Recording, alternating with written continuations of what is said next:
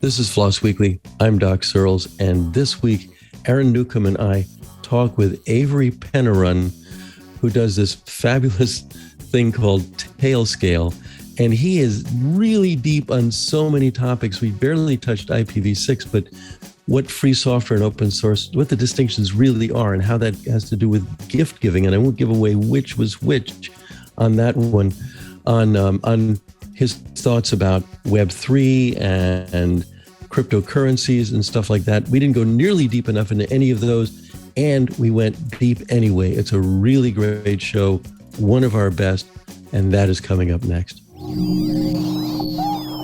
Podcasts you love. From people you trust. This is TWiT. This is FLOSS Weekly, episode 664, recorded Wednesday, January 19th, 2022. Tailscale. This episode of FLOSS Weekly is brought to you by IT Pro TV. Are you looking to break into the world of IT? Get the introduction you need with IT Pro TV. Visit itpro.tv/twit for an additional 30% off all consumer subscriptions for the lifetime of your active subscription when you use TWiT30 at checkout. And by Collide. Get endpoint management that puts the user first. Visit collide.com/twit to learn more and activate a free 14-day trial today. No credit card required. Good morning here, good time wherever you are in the world. I am Doc Searls. This is FLOSS Weekly, and I am joined this week by Aaron Newcomb as my co-host. There he is.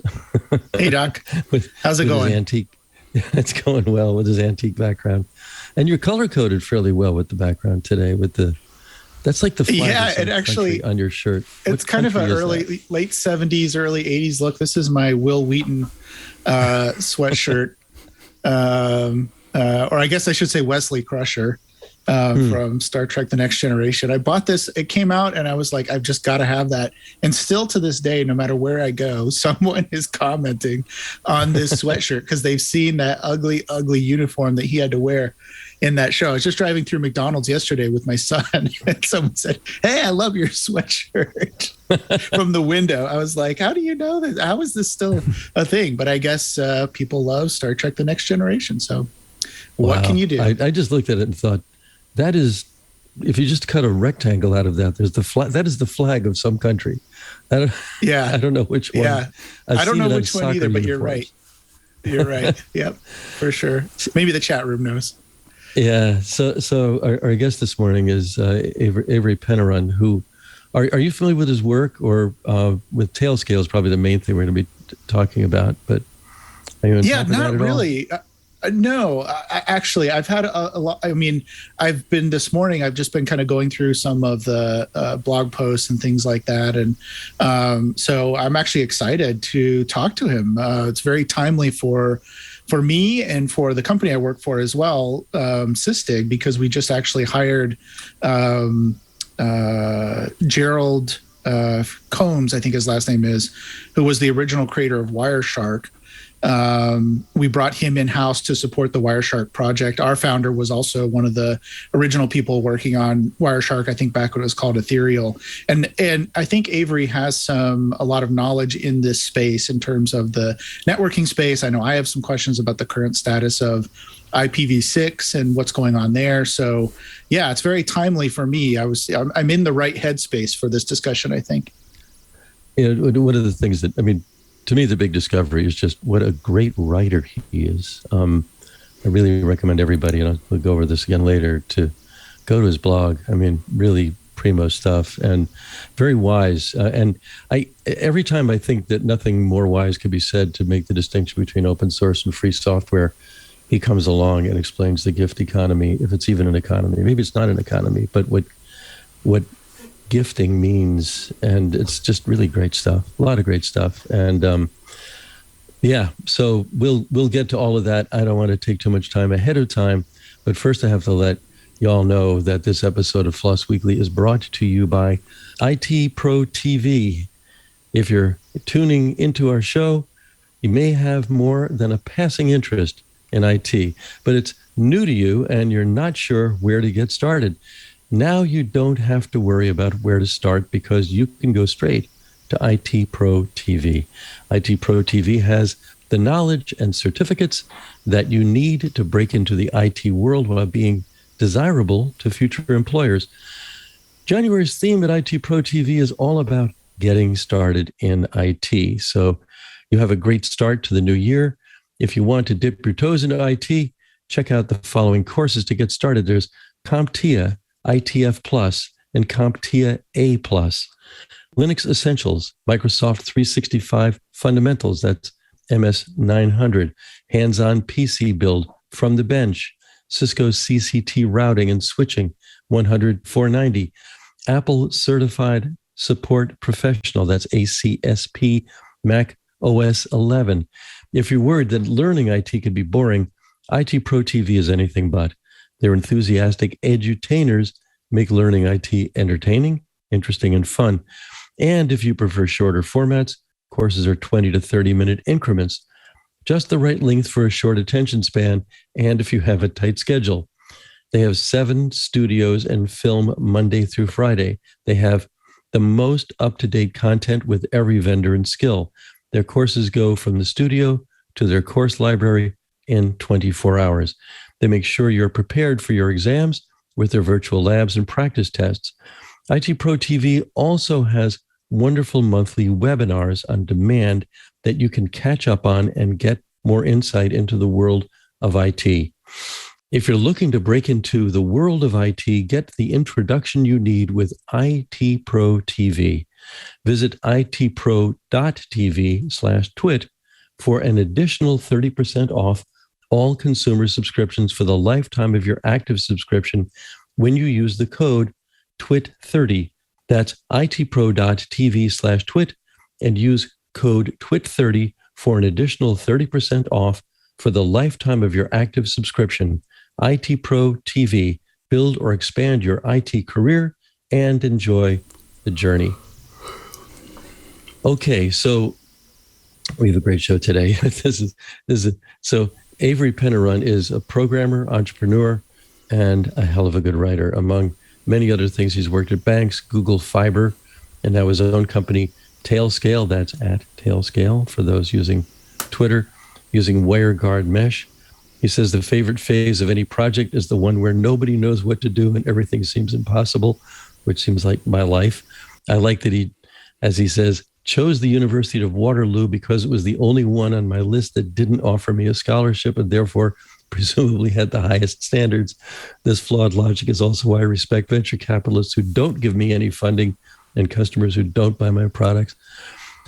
So Avery, thanks for all of that. I think there are probably 5 questions that we have for you right in the midst of that. So welcome to the show. There he is. Hello. For those of you on video. So I'm actually going to start with the name of your blog, App and War, with 2 R's at the end. What's behind that? I haven't discovered it yet. Maybe it's obvious. So my name is Avery Pennarun.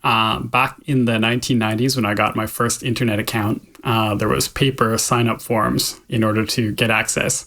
And Unix systems at the time only took 8-letter usernames, and they insisted on using first letter of your first name plus the first 7 letters of your last name. So if we had actually done that, I would have been A Pennarun, because the last N would have been cut off. Now, mercifully or luckily, they couldn't read my handwriting. And so the person whose job it was to transcribe my form, where I actually wrote A Pennarun, because I was hoping it would take 9 letters, they couldn't read it at all. And they wrote App and War instead. And I'm just like, well, you know what? Life gives you lemons, et cetera, this is better than A Pennarun. And I also have an uncle who's A Pennarun. So I'm not going to be unique in the world if I'm A Pennarun or A Pennarun, but I will be unique in the world with this horrible, horrible typo. And so wow. I just took the I guess the lead from chaos and went with it. And I've been App and War for like 27 years or something now. Wow. There was a point in my life where actually I have a friend whose name is Dave, but the way it was written once looked like Save, and his nickname ever since has been Save. And I know that because there are too many Davids in the world. I'm a David. I became Doc for that reason. And once my last name, Searls, was written in such a way that the LS at the end looked like a K, and it said Circ. And so in the place I was working at the time, a package came in for Circ, and I was Circ for a while. So that's how that stuff works. So I just want to say, Doc, that go ahead. we started out with Ellis Island, people getting new names, because the person couldn't hear them or couldn't read things. Then we moved on to Linux usernames where people got new names. And now everybody just goes to Starbucks and gets called whatever the employee thinks that they said when they asked for their coffee. I'm always a Karen, and I hate that because, the whole Karen meme. So people call out my coffee and they call out Karen, and I have to go up and say, yes, that's my coffee. No, I'm not a Karen. So I just want to point out the etymology, the way that this has gone over the years is pretty funny. There's a guy I know, his name is Mike, who always calls himself Clive at Starbucks because there are so many Mikes, and he's actually gone through what can I pronounce that's not going to get misunderstood. That's right. And that actually goes to something that you talk about, Avery, in one of your many deep blogs about chicken egg problems. That's not going to be the first question, and maybe it is. In a way, that's kind of this discovery process by which we find out that things actually work or aren't going to work, and it takes a while before either one of those happens. Do you want to unpack that a little bit for us? Because it's probably the story of all of our lives in some ways. Sure. Just to give me some context here, are we applying chicken egg problems to the problem of people's names getting corrupted at Starbucks, or are we talking about something else? I think we can make it technical if you want. I mean, you actually, on one of your blogs, you have a long list of things that are chicken egg problems that worked out in different ways, including the internet, IPv6, it's, probably 4 and 6. Right. Yeah. Sure. I mean, there's just go ahead. Yeah.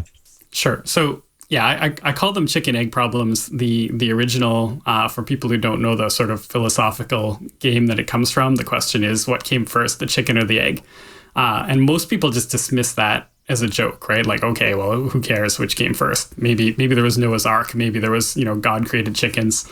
But maybe there's actually something to it. And I think it does get pretty deep when you think about it, because the truth is, neither one really came first, right? What came before the chicken and the egg is just sort of something that was almost a chicken laying something that was almost an egg.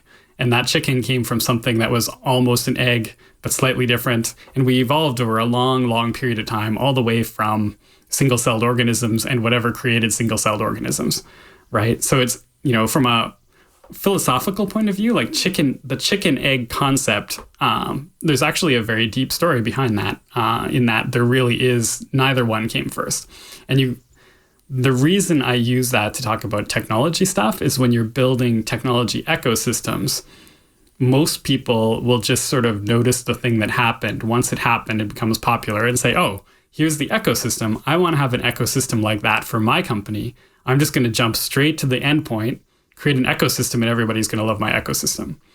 And the truth is, real ecosystems come from this process of evolution. There is a single-celled organism at the very beginning, and that creates something, and that something feeds back into something, and it over and over and over and over and over and over, and it evolves, and eventually it gets big enough that anybody actually notices. And this happens over and over again in the technology world. That's really interesting, especially, I deal a lot with DevOps folks, or what now is called DevOps, and I feel like this is the same with cloud, the evolution of the cloud, the evolution of software development. It all builds on something. It's not like someone just woke up one day and said, let's do DevOps. That sounds like a good idea, and here's what it's going to look like, right? There is an evolution to things, and people moving their workloads from on-prem to the cloud. It's not just, you snap your fingers and magically everything works. There's a lot of work that you have to put into it, involve even your own platforms and your own software into the thing that they will become. And in fact, we should all be continuously evolving. So I find that the chicken and the egg paradigm probably resonates quite well and should resonate, especially for people that are just coming into this field and learning about the technology. Do you ever get into those discussions with folks that are starting out? Is this something that you use to instruct people the way they should think about technology? Yeah, well, I've for various different reasons, I've ended up helping or advising different startups or different teams in large companies at how to like apply a business model to the technology they're trying to build. So I end up having these discussions a lot. Evolution is, well, the process of this sort of, you can't jump straight to the fully formed vision. You have to get there one step at a time, is something that is not obvious to a lot of people who are starting, right? They'll see an example that I use is like smartphones, right? It's very hard to create an app store and then have your app store be successful. Apple did it, but if you look at the history of the iPhone, the way they did it was they made the iPhone without an app store, right? It was only iOS 3.0 where they finally added the app store. And that was because they already had a popular phone and the phone was already attached to a popular carrier. The phones existed, the users existed. When they created the app store, the only missing part was the apps, right? And then you don't have a chicken egg problem because you've already got, I don't know, however you want to call it with these three things, but like maybe you've got the chickens, then it's worth producing eggs because they're going to make more chickens, right? If you have a product and nobody's using your product because what you want to build is a marketplace, then you have to attract two people at the same time, right? You have to get people into the marketplace so that other people can get value from the marketplace. And that's really hard because nobody wants to be the first one in because there's no value in it for them, right? Fax machines are another, like probably the most famous example of this, right? Nobody wanted to buy the first fax machine because what's the point having the first fax machine? There's nobody you can fax. Yep. Before we get too far, I do want to jump. I have some questions about where we're at with IPv6 because it's been a bit of a pain in the butt for me just in my personal, the things that I do around the house and with the makerspace, and I end up turning it off. So I do want to talk about IPv6, but don't want to gloss over your history as well. Can you give us a little bit more about your background and how you came to be in the position that you're in now? What was that? What's your story? How did you get started with technology and how did you get to this point? Well, let's see how much detail. The short form. The short version. Well, once upon a time, I was born. Yeah, my dad got his first PC when I was 3 years old. I was very excited by it, but I couldn't do anything with it when I was 3. But by the time I was 5, I'd memorized this like 3-line basic program, and I pretty much was set for life at that point. Like, this is exactly what I love, is poking stuff at computers. Fast forward to university, by then, I had installed Linux for the first time that I downloaded using like dial-up modems and BBS. I couldn't afford actual network cards for home. So my dad went to the junk store, literally. And I told him, like, look, I don't really care what kind of network cards you get. I don't know anything about networking. Just get me 2 that are the same. And then ask the guy for whatever cable you need to plug the 2 network cards into each other. And he came back home and he was so excited and proud of himself. And he's like, Avery, I did awesome. There were so many cards to choose from.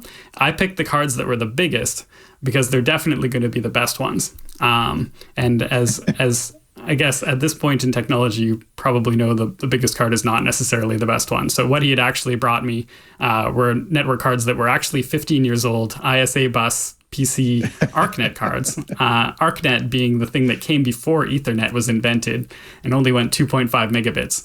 But that was what I got. And they were $10 each and $5 for the cable. And we didn't have any more money to buy network cards. So that was it. Except, I wanted to use them with Linux. There was no ArcNet driver for Linux.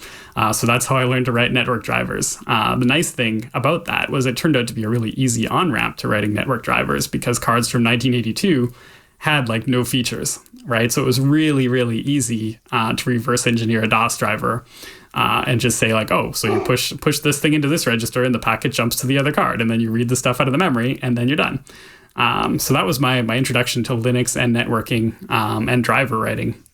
I went on from there. While I was in university, I started a startup where we made Linux-based server appliances for small businesses. which I think was pretty exciting, but I didn't know that much about strategy, all this stuff about chicken egg problems and all these other things that I write about now.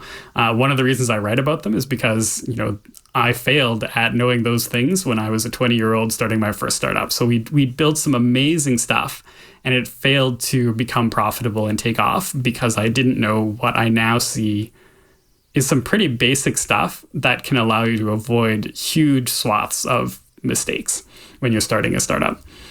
So that was my main lesson there. We built this amazing stuff. We had an amazing team, and eventually we just sort of didn't have enough money left. So we sold out to IBM.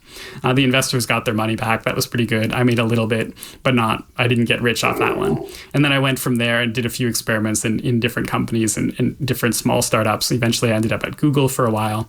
And as you probably know about Google, everything there is pretty secret. So I can't talk very much about my time at Google other than I worked on Google Fiber, and we did open source some pretty neat stuff when I was there. I was working on the Google Fiber Wi-Fi routers, which were the predecessor to what are now known as Google Wi-Fi routers. Even though they basically took some of the technology we built for Google Fiber and they turned that into a separate project using a separate team. But some of the stuff I did there lives on inside the Google Fiber or the Google Wi-Fi routers. After I left Google, that's when I started Tailscale. The joke behind the name Tailscale is it is the opposite of internet scale. So everything at Google had to be scaled up to like 1 billion people. And I left and I'm like, I'm so tired of scaling things to 1 billion people. I want to build a company where we focus on the problems of small teams building simple things, as in the long tail of software development. Almost all software projects in the world are actually made by small teams for a relatively small number of users. Even if that relatively small number is like 1 million users, that's still a lot less than 1 billion users, and you should be doing it a completely different way than when you're building projects for 1 billion users. So that's my life so far.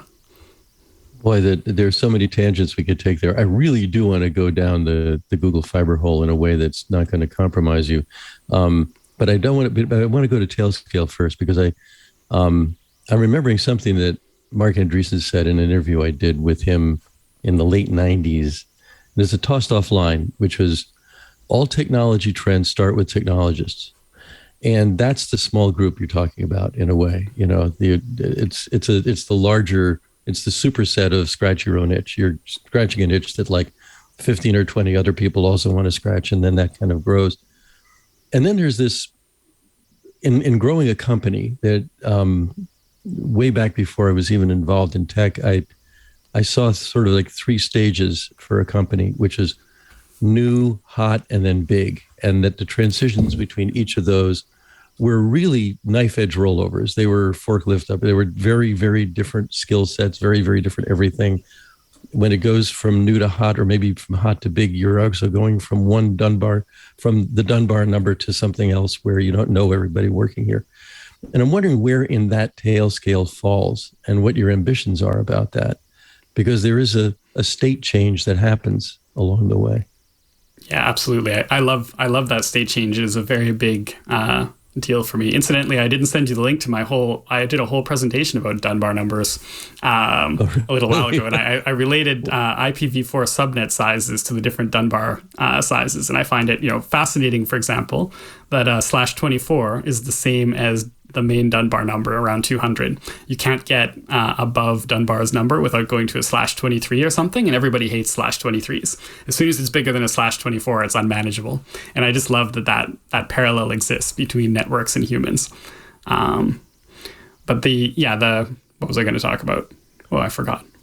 Well, I was thinking that in some ways that, the humans are the chickens and the networks are the eggs, but then, Right. Oh yeah. All right.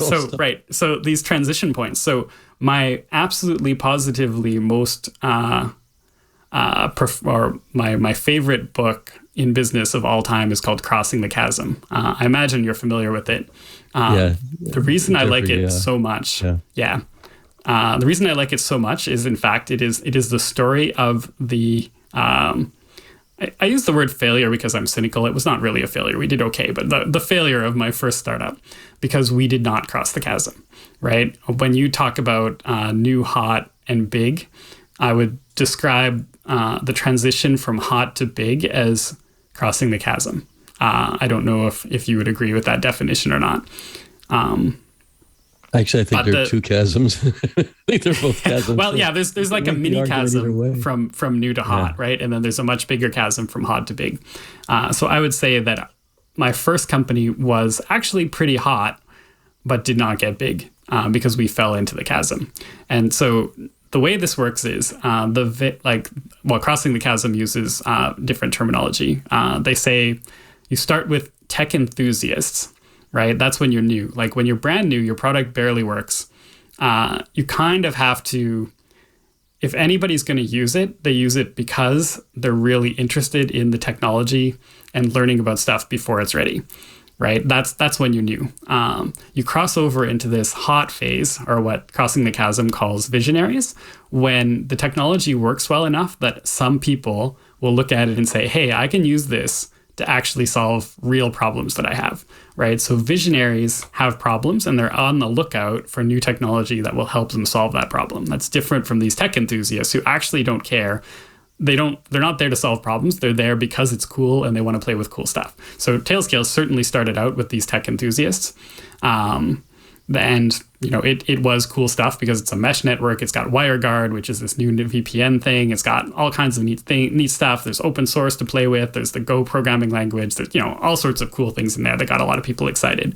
But then we actually got it working. And so I'd say we transitioned into the hot phase where there are people who are like, hey, I realize this thing's really cool. I listen to my tech enthusiast friends, and my tech enthusiast friends tell me that it's really cool. But I noticed that I can actually use this to solve my business problems. And our first customer was actually a bank, VersaBank, that had some networking problems that they needed to solve. They had a VPN that wasn't very good. They needed to add two-factor authentication to their network and so on. And so they were the first ones to latch onto Tailscale as like an actual thing that can solve my business problems. The transition past that to get big is what Crossing the Chasm, the book, is focused on so much. And that's where you turn, the way I put it is you become the industry standard for X for some group of people, Y. So I don't know what's a good example. So like SSH, for example, is the industry standard way to securely connect into a remote machine's shell prompt. And for what group of people? Well, at this point, it's for basically everybody who wants to do it. Initially, it was only for like Linux users in a particular group, right? So it sort of crossed the chasm in that group. If you look way, way back at the history of Google, and I wasn't there at that time, so I can tell this story without actually knowing what I'm talking about. But my impression at the time is that Google was really good at searching for Linux-related stuff. Google first got popular because it was the best search engine for Linux stuff, right? So it got popular among Linux people who were all tech enthusiasts because Linux didn't really work back at the time, right? And they got better and better, and it expanded from there. But you have to first become like the way that everybody in a particular group solves a particular problem. And then you've got this large group of people who don't care about technology, who aren't creative about solving their problems. They just have a problem and they want to buy the same solution as everybody else is using to solve that problem, right? And if you can get to that point, then you've crossed the chasm. Once you've crossed that chasm, you're into the group that we call pragmatists. And most of the people in the world are pragmatists. And that's why when you call it the group, you're big. You can get big only once you appeal to pragmatists. My first company, we didn't do that. We spread too thin. We created more and more and more and more cool technology, but none of that cool technology ever became the industry standard way to do anything. It might have been the best way to do anything, depending on your point of view, but it wasn't the one that everybody uses. So we never had the pragmatists buying our product. So, by the way, I love Jeffrey Moore. He and I have actually both been on stage at the same time.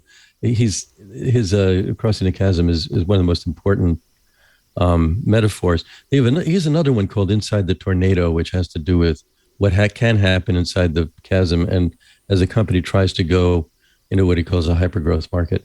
And it seems to me with Google Fiber that there was this enormous promise about Google Fiber, and there was an expectation on the market's part as well as on Google's part that they would have a success like they did both with search and with Gmail, which are different things, but both kind of scaled up really fast. Like they knew, I guess, and the rest of us didn't, that just having somebody else handle your email at big scale is fine, even if they're spying on your mail or whatever Google might be criticized for. But it seemed to me with Google Fiber, it's kind of like they're a giant chicken that laid a small egg. There's still Google Fiber's out there. It's in Provo, Utah. It's in Kansas City. It's in some other places, but it didn't scale all over the place. And I don't know if you want to say anything about that or that maybe not Google related or whatever you might know from inside the company, but as a possible lesson for anybody who may already be big and wanting to get bigger in an area where they're not already the leader. Can take that any direction you want. Yeah, I can be a little bit careful when I talk about Google Fiber because I don't want to speculate on the business model. I wasn't involved in the business decisions and so on. Yeah. I can say, if I want to map that to the crossing the chasm model, I will say that when we started in Kansas City, that was a really smart crossing the chasm choice, right? Because if you want to become the industry standard way to get internet access in Kansas City, that's a much easier thing to achieve than becoming the industry standard way to get internet access in the United States, right? If they decided to launch globally across the United States, they would have had this tiny, tiny percentage market penetration across leaving aside how difficult it is to deploy a physical network across the entire country at once, right? But if you do just Kansas City, then you can absolutely saturate it with marketing. You can dig up all the streets at once. You can roll out Google Fiber to every single house in the city if you want. And it's a lot more cost effective. And then you can have, greater than 50% anyway, market penetration in that city. And then you've got a viable business, right? If you have 10% of the business in a city and you're an ISP, it's really, really inefficient to run all those fibers all over the city just to serve that small number of people. If you have most of the people in the city, then it becomes much more reasonable to have run all of those cables. So that's the investment thesis for anybody starting an ISP. Nowadays, a lot of ISPs are wireless, and they do that because it's a lot cheaper than running wires, which means you can get away with a lot lower market penetration. But there's obviously downsides to running wires. Fiber is much faster and more reliable, but it's more expensive. So there are a lot of directions we can go with that. And I know Aaron has some questions, but first I have to let us know that this episode of FLOSS Weekly is brought to you by Collide. Collide is a new take on endpoint management that asks the question, how can we get end users more involved? This is in contrast to old school device management tools like MDM, which lock down your employees' devices without considering their needs or even attempting to educate them about the security of their laptop. Collide is built by like-minded security practitioners who in the past saw just how much MDM was disrupting their end users, often frustrating them so bad that they would throw up their hands and just switch to using their personal laptops without telling anyone. In that scenario, everyone loses. Collide, on the other hand, is different. Instead of locking down a device, Collide takes a user-focused approach that communicates security recommendations to your employees directly on Slack. After Collide is set up, device security turns from a black and white state to a dynamic conversation. This conversation starts with the end users installing the endpoint agent on their own through a guided process that happens right inside their first Slack message. From there, Collide regularly sends employees recommendations when their device is in an insecure state. This can range from simple problems like the screen lock not being set correctly to hard to solve and nuanced issues like asking people to secure two-factor backup codes sitting in their downloads folder properly. And because it's talking directly to employees, Collide is educating them about the company's policies and how to best keep their devices secure using real tangible examples, not theoretical scenarios. Collide, cross-platform endpoint management for Linux, Mac, and Windows devices that puts end users first for teams that Slack. Get endpoint management that puts the user first.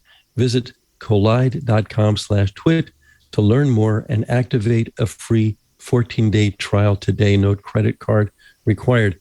Visit KOLIDE.com/twit today. Okay, so Aaron, we are backed up on questions. Take your next one. Yeah, this is the problem is I've got so many questions now to ask. I do want to just follow up quickly, maybe just on your personal, since you've been involved with a Google project that it hasn't, I wouldn't say it failed, but it fizzled a bit. The potential was there, and it's like you say, it's still in places, and but it definitely didn't go as far as I thought it would go. And the same can be said of many Google projects. I'm just wondering if, in your opinion, if we've taken the whole fail fast argument a little too far, that paradigm.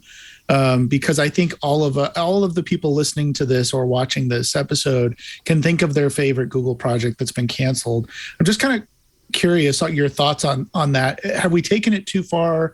I mean, is there a point where you should stick to your guns and keep driving a project, or or do you just give up and say, no, it's not there, we're just going to cancel the whole thing, sorry for your luck? Well, I have an overarching theory of everything that I've been working on. It might be totally made up, but this is a good place to talk about stuff I totally made up. So here's my theory about the way the economy has been going and what's gone wrong.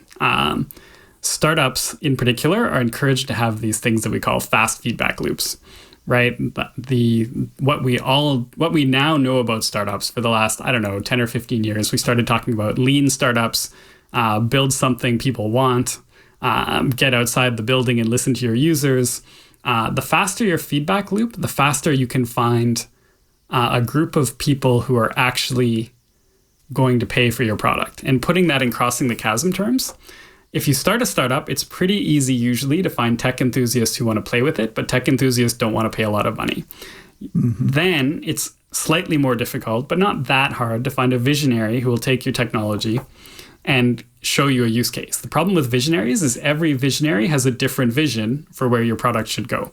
And so visionaries are quite expensive to work with. You can only afford to work with a relatively small number of them. And then you need to cross the chasm. The way you cross the chasm is you choose one of your visionaries who give you the idea of like, oh, I bet there's a whole market segment here that I can build a product for, and then capture that market segment and cross the chasm.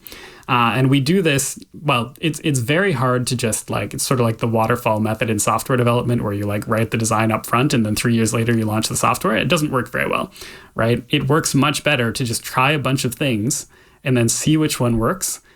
And the faster you can do these experiments, the less likely it is that you will have run out of money before you find at least one working answer to the question. And so the easiest way to do these super fast feedback loops that are now extremely fashionable, and because they're so incredibly effective, is software, right? If you're doing pure software and you get the right model, your software can scale up really, really, really, really fast, right? Like you can launch a product, and if it gets hot overnight, it'll probably take you a couple of years before you get hot overnight, right? But one day, everybody knows about your product, and you go from 1 million users to 10 million users to 100 million users, and it just shoots up like crazy, right? Everybody wants this. This is what all the VCs want to invest in. Everybody's betting on that possibility, even though it doesn't happen to most of us, right? But the way to do it is this super fast feedback loop.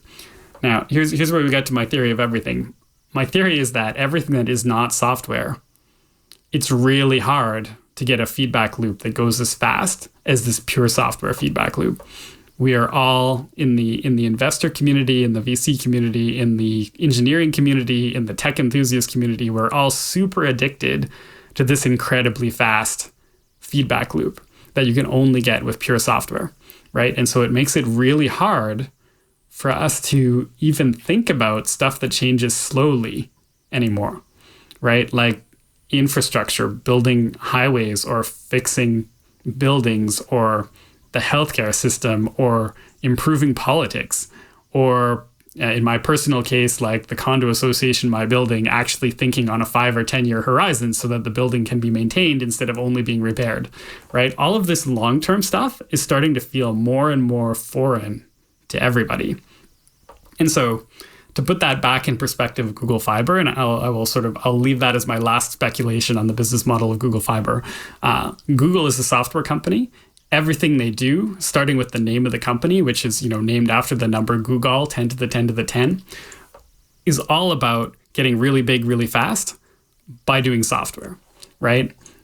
And they decided to start an internet provider service where every single person that signs up, you have to dig a hole in their front lawn and run a cable, right? And that is a very, very, very different model than what people at Google are used to doing, right? And there's various different outcomes that happen there, but it takes a long time to build a successful internet provider, even in the best conditions. And things were going pretty well, but it takes a long time. And it's not something that software companies or software company investors really have that kind of patience for, if that makes sense. Yeah, no, it does. I think there's a paradigm around that somehow. And, I think that eventually it can come back to bite you, because I've heard from lots of people, and it goes back to what you were saying before about the whole cycle of, how you grow your product and that kind of thing. But, I've heard from lots of people that they're just not willing to use a product like when Google switched, for example, from Google Music to YouTube Music. They don't want to use YouTube Music because they had maybe used Google Plus or something else and it had gone away. And so they don't want to take the risk that that's going to happen. And so they turn to Spotify or whatever, name your favorite music service du jour. So I think that the challenge is with any company is that the more times you do that, even if it's the right business decision, you end up alienating your customers at the end of the day, or some portion of your customers because they got burned on something. And so I don't know. It's. I think it makes it harder the next time you end up in this loop where, you start something new. It's cool, but it's harder to get adoption because you have this reputation. But anyway, we could talk a lot about that. When you're a big company, you have to understand that you're going to have a reputation that's built up over a long time, and it's really easy to lose that reputation, right? But you also have a lot more money, so you don't have as many excuses as like a startup does. When a startup is like, look, this is not working, we're going to go bankrupt if we keep doing this, we have to pivot to something else, right? Everyone's sad that that's the case because they, people might have been using your old product that you were going to go bankrupt making, but they understand it. It makes sense. When you're a many, many billions of dollars company and you cancel stuff that you could have afforded to keep running, really, then it kind of looks bad, right? So it requires a lot of effort building your company and setting your company culture. And I have a blog post about what do executives do anyway about setting corporate values and stuff like that. But if one of your values is don't leave your customers in the lurch like that, then you have to build the ongoing cost of maintenance into the original proposal for the project. You have to say like, look, we're not a startup. If we're going to launch something, we have to actually promise to keep maintaining it basically forever. A company that does this really well is AWS, right? As far as I know, they've never deprecated anything they've ever launched, right? That is an incredibly strong statement for a company that launches like multiple things per week, right? They have all kinds of weirdo stuff in AWS that was probably a bad idea that hardly anybody uses, that they refuse to deprecate because that's their promise. We don't deprecate stuff that you depend on. It can be done, right? It's purely the company. Go ahead. Yeah, for sure. Yeah, I'm having worked for Cisco and Oracle in the past, I can definitely see those paradigms with those companies. A couple of things I want to make sure we have time to get to, and I know Doc has his own questions too. There's a couple of things that are kind of in the news that I'd like to get your thoughts on.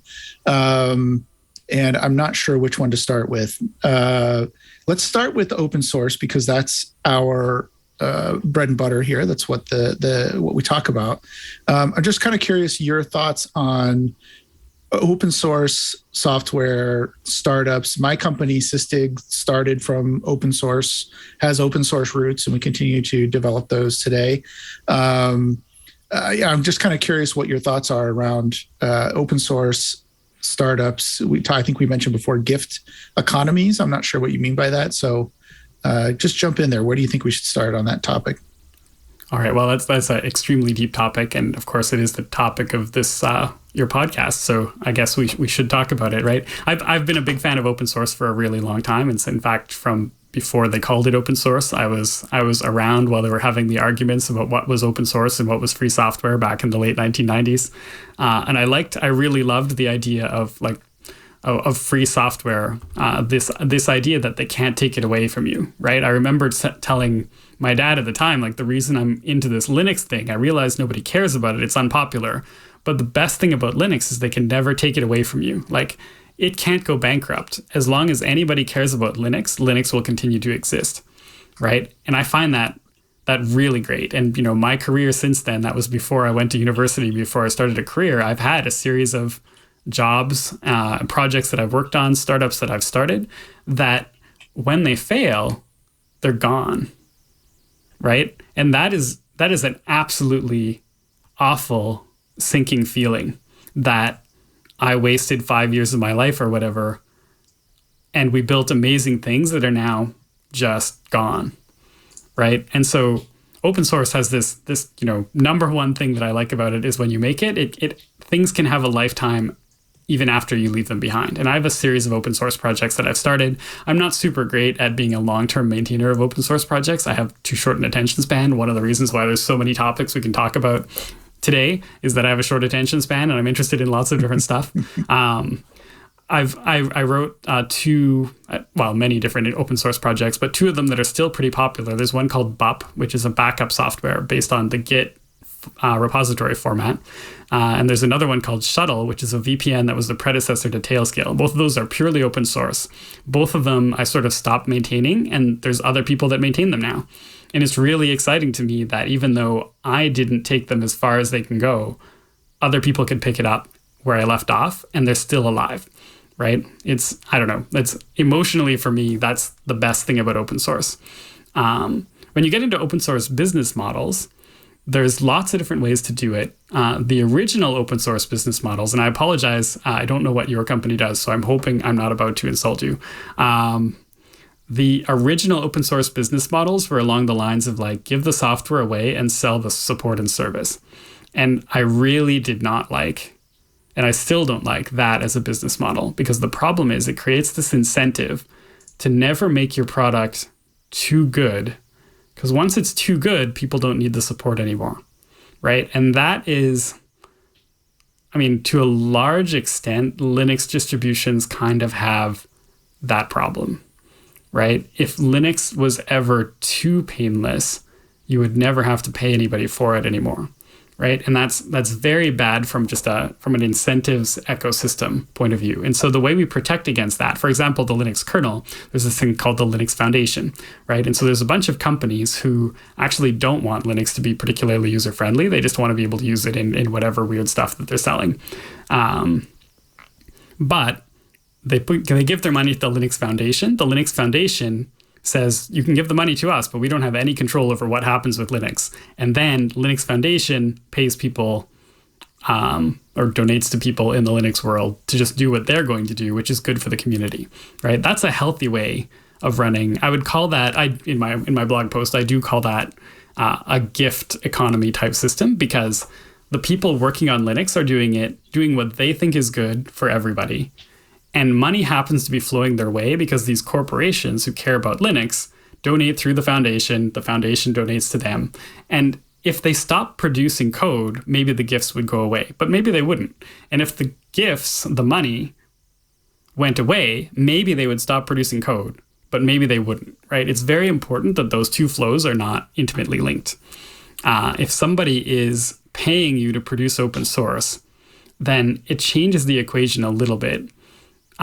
In that, you don't want to, if you finish the project, you stop getting paid, right? If you make it too good, people will stop paying you to make further improvements, right? And that is a weird incentive.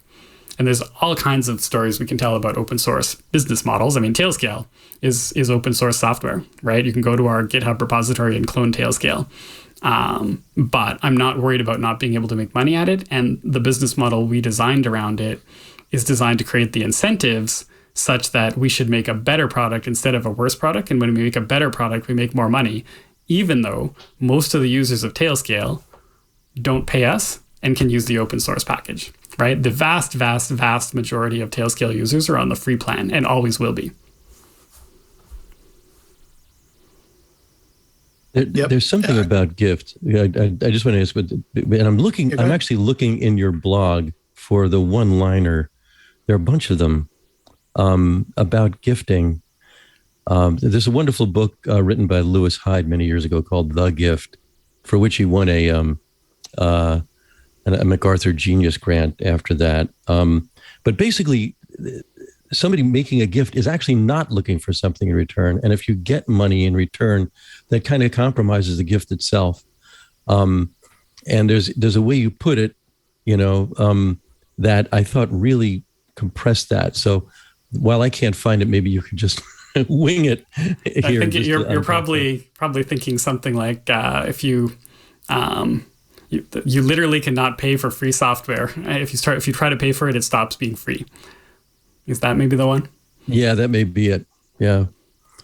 Yeah, and that's just it's literally correct, but it's also it stops being a gift. There's all of these aspects of gift giving that are very different from aspects of like contracting yourself out and getting paid directly for doing work, right? There's research that shows that if you, in a job even, if you have financial incentives for a certain metric, then people will rapidly learn how to game that metric to make more money, even at the expense of making the product worse. If you just stop putting financial incentives on particular metrics, people actually do a better job than if you try to overcorrect them that way, because it turns from, I have pride in producing something better, into, well, you told me what to do and now it's going to be a transaction, right? This is, it's a very important part of this open source gift economy stuff. You can certainly have companies that make money making open source.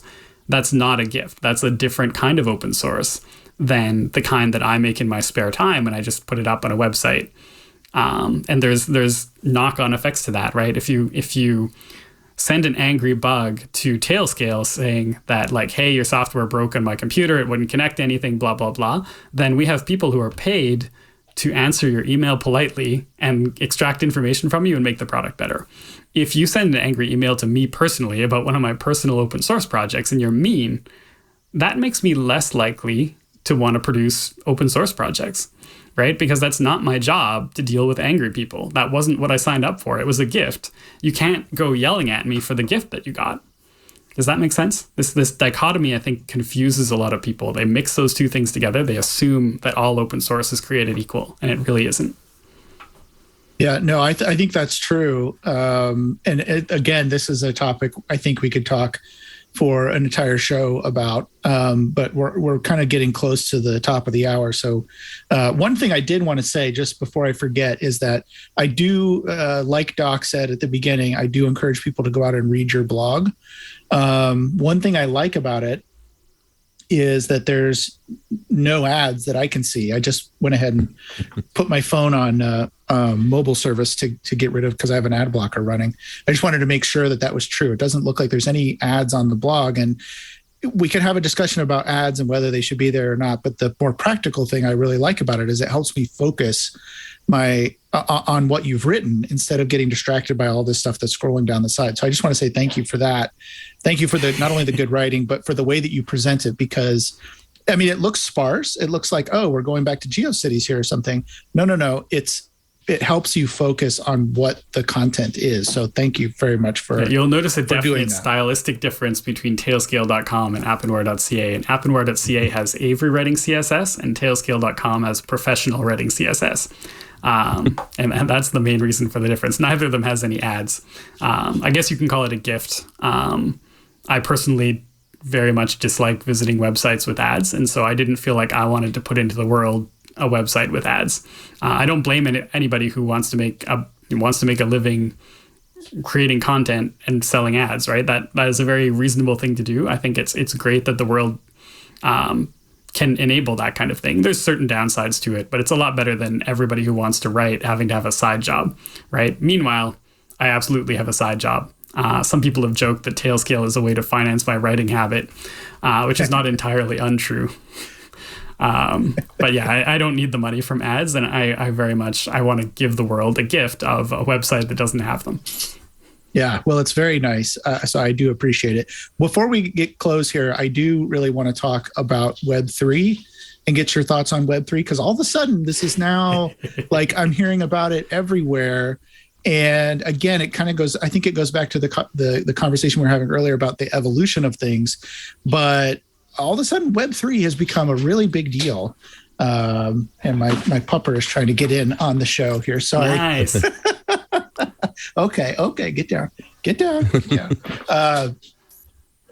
But what are your thoughts on Web3? Is that what are my thoughts on Web3? I have so many thoughts. I can summarize them very quickly. First of all, I've got a word I'm trying to coin. I in one of my blog posts, I intentionally misspelled blockchain as blorkchain. You just replace the C with an R, and it sort of sounds like you're throwing up, right? So you get blorkchain, so I highly recommend it. If you want to write a post or a Twitter post or a tweet that's criticizing blockchain, just spell it blorkchain and everyone will like you more, or at least the right people will like you more. But anyway, so Web3, I can't tell if this was on purpose or by accident. I get the feeling that it's on purpose. Web3 is a term that suddenly showed up a few months ago, being pushed by a particular venture capitalist. And they're very subtly rebranding what used to be called cryptocurrencies and blockchain. They're turning it into decentralized web. And I anticipate that it won't be too long before the next person starts saying, oh, well, when we said decentralized web, it doesn't have to have a blockchain. We just really want a decentralized web. And so then they will have managed to transition this fund that they created to invest in blockchain into a Web3 fund. And then they could just quietly drop the blockchain out from underneath and just invest in decentralized web stuff. So that is my going theory. So I think it'll probably be no surprise to anyone who's read anything that I wrote that I am not a fan of actual blockchain stuff. I'm a fan of chains of blocks. Git is a chain of blocks, for example. My backup software is based on the Git repository format. Like making chains of blocks is a wonderful thing, but you don't need to do all this ridiculous distributed consensus, extremely expensive mining, blah, blah, blah, attaching money to everything. As soon as you attach money to things, it stops being gifts, right? It changes everybody's incentives. They're all trying to screw you. It's just an awful community to have to be a part of. Everybody is trying to screw everybody. I really don't like it. Web3, on the other hand, now that it's been rebranded, and if I'm correct, is going to slowly start distancing itself from anything related to blockchains. I think they're onto something, right? I think there have been a few swings of the pendulum in the history of computers, right? We started with like IBM mainframes that were very centralized. Microsoft went and sort of stole the flames from the gods and brought it down to the PC. And next thing you knew, things were decentralized and mainframes were sort of old news. And then we kind of came back with the mobile plus cloud world, which is increasingly centralized again. Increasingly, everything you do involves paying rent to a very small number of cloud providers.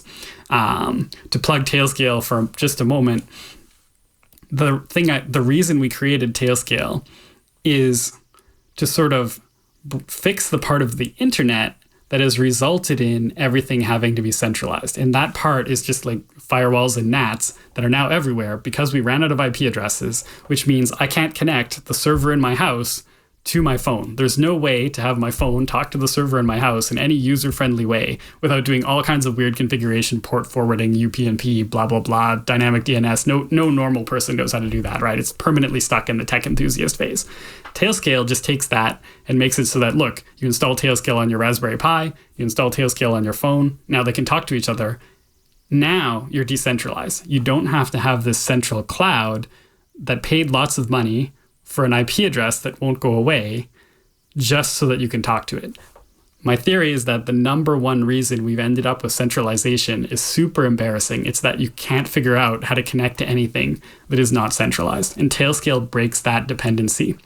Once you do that, you can start talking about a truly decentralized software development where like it's perfectly fine to run a thing on my Raspberry Pi and not pay anybody rent just to execute my open source software, right? Including Tailscale, by the way, because the Tailscale individual user and family plans are all free and are going to stay free. Which means that, you know, even though we're a company, we sell things to other companies who are happy to pay for various administrative and access controls and all this stuff. For you, the purpose of Tailscale is to break this dependency so that now you can own your own stuff, right? You don't have to pay rent to anybody. Wow. So much in that. Oh my God. But we're pretty close to the end of our hour. And so we always close with some questions. We already touched on the blockchain one, so we know where you're at on that. Quickly, is there any question we haven't asked you'd like to touch on and can do briefly? I don't know if I can do brief questions. There's so many questions we didn't talk about, but I don't know. IPv6? Yeah. No, can't possibly do that quickly. No, we can't. And I know that's close to Aaron's heart too. So let's just go straight to the last two, which are, what's your favorite text editor and scripting language? Well, glad you asked. The scripting language I use. So I know I work at Tailscale. Everybody at Tailscale really, really loves Go. I am like medium on Go. Go is pretty good. It's not a scripting language. It's replacing a lot of scripting languages. I also have a blog post about that. I have a blog post about the programmers moving from one programming language to another. It's all purely my theory, but it's a pretty fun read. So my favorite scripting language is Python. I really love using it. I've been using it for a long time. Just I don't happen to get to use it at work right now. And my favorite text editor is one called Joe's Own Editor, which dates back from the 1990s and is a clone of the WordStar. I remember Joe. I used to use Joe back in the late 90s. That's all. I haven't thought about that in forever. Yeah, he's still working on it. Yeah, he disappeared way. for like 10 years. And then he came back and is like, you know what? I want to improve my text editor some more. And now he's fixing it. That's awesome. I'm going to go check that out. It's going to possibly bring back a lot of nostalgia for me. I like the Joe is by Joe and spells Joe's Own Editor. that's pretty great. Well, listen, this is, we are going to have you back. We covered too little. There's way too much. And it's all deep and it's all good. And so, I mean, we say this to almost everybody, we have to have you back on the show, but this is a real commitment on my part where, and I'm sure Aaron shares this, got to have you back. So, and maybe sooner rather than later. Usually we make it a year or two later. We may have to bring you back sooner so we can do part two of you can collect audience questions and we can have the well, we could do that too. And I've hardly looked at those. I think because we actually do have a back channel here. And well, that's what I mean. If I come back, we can just do the People's Choice Questions Hour or something like that. And maybe by that time, hashtag Blorkchain will have caught on. Yes. We don't know. There's for those watching, there's a little bit of noise in the back channel about some of these things. Clucky chicken head. Huh? So good morning and cluck cluck. All right, well. Yeah. Yeah, because that goes back to the chicken egg thing. Well, my profile picture on Twitter is a chicken. Oh, really? That's right. I've seen that. At one point, Twitter's profile pictures were square, and it was a picture of an actual chicken. And later on, they converted the square into a circle and just cut it off. And I'm like, well, that's interesting. Now it's a chicken. Now it's a chicken with its head cut off. And much like my Appenwar name, it's like, well, you know what? Reality, brought us to this point. I don't think I should fix it. I think now I'm just going to be the chicken with its head cut off. Well, actually, when I first saw that, I thought it was the map of China or something. I mean, it looked like an outline of something and the Mongolia is up there. Yeah, it's not a very good picture of a chicken. Don't get me wrong. Me and my friend drew it. I think when we were in maybe in grade school. Oh wow! It might have been that long ago. Well, this has been great, and so thank you so much for being on the show, and thank you in advance for the other ones you'll be on. This has been fantastic. Awesome. Well, it was great. Really great being here. So, Aaron, wow. The word "wow" has been uttered in the back channel between us and them. Looking at this show, it's one of those shows. I don't think any of us were aware how much time went by. We covered a lot in the time that we had, but like you said, there's so much more. And so I think, we should definitely schedule something for a few months from now or something and come back and have part 2 of this discussion, because we didn't get into IPv6, which is the thing I really wanted to talk about. We need to have Avery back and talk more with him, because the blog is great. There's just a lot of topics we could cover and didn't have time for. So let's plan on that. Yeah, and I really do encourage people to go to that blog. So next week we have Stefano Maffuli, who's the new head of OSI, and I'm going to miss that one because there's something I couldn't avoid, unfortunately. So, but will be well covered. So so stay tuned for the next one. And in the meantime, Aaron, what do you got to plug before we get off? Yeah, real quickly, my YouTube channel is a thing that I've been pointing people towards lately. It's where I'm spending a lot of my free time. Recently did an unboxing where I discovered all sorts of broken laptops and some donations to the channel. And I had an Intellivision, I think. Intellivision 2, I'm going to be covering a ZX Spectrum 128 Plus that I'm going to be doing some video work on and kind of delving into what that is for the American audience, which probably isn't as familiar with it. So yeah, check out the channel Retro Hack Shack on YouTube, and yeah, check it out. Let me know what you think. If you come from TWiT or from FLOSS Weekly, especially, leave me a comment down below and let me know because I'd love to say hi to you over there on YouTube. I was looking at the video of you there, and I'm thinking of, I had an entire box of things like parallel cables, RJ11 wires for old phones, and the counterweight for people who are watching. The counterweight for my microphone here is the foot pedals for a cassette transcribing machine. So that's about as retro as it gets right there. And it was the best. That's awesome. To do it. I love the foot pedals. Nobody wanted to do this. Nobody's invented the same damn thing for a computer, as far as I know. Probably somebody has.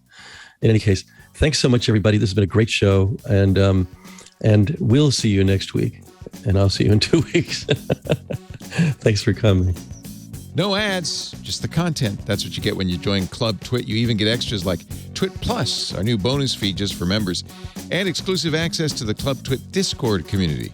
Join now for just $7 a month and support TWiT as we continue to create top-notch podcasts you expect and deserve. Go to twit.tv/clubtwit to learn more and sign up now. Thanks.